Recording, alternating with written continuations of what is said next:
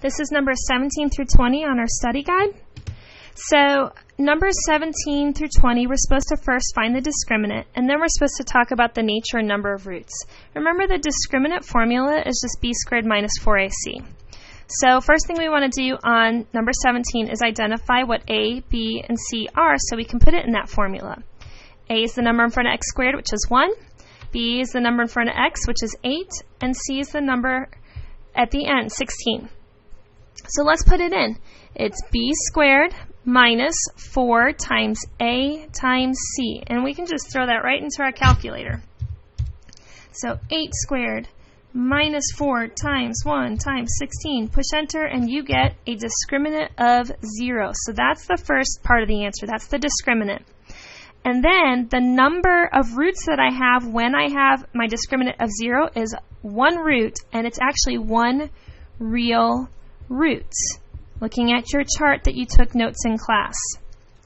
Number 18.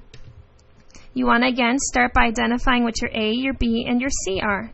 A is the number in front of x squared, which is 2. B is the number in front of x, which is 5. And then c is that constant, negative 3. So let's plug it into our discriminant formula. B squared minus 4 times that a times the c. Throw that in your calculator. So we have 5 squared minus 4 times 2 times negative 3. And that gives us 49. Now, the discriminant is a 49, which is a positive number. If it's a positive discriminant, that means we have 2 real roots.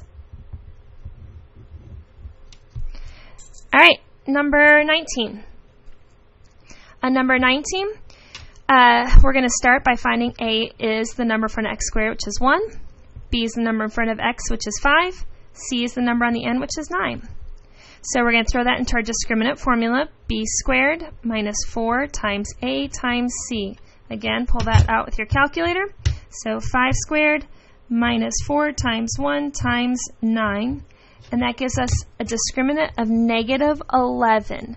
Now, if our discriminant is a negative number, remember that leaves us with 2 imaginary roots. 2 imaginary roots. Or you could say it's 0 real roots.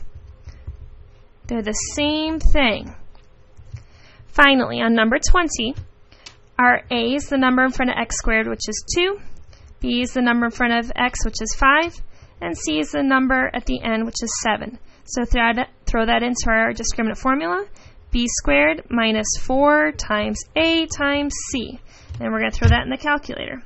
So we've got 5 squared minus 4 times 2 times 7. And that gives us negative 31, which is a negative discriminant, which again means now we have 2 imaginary roots.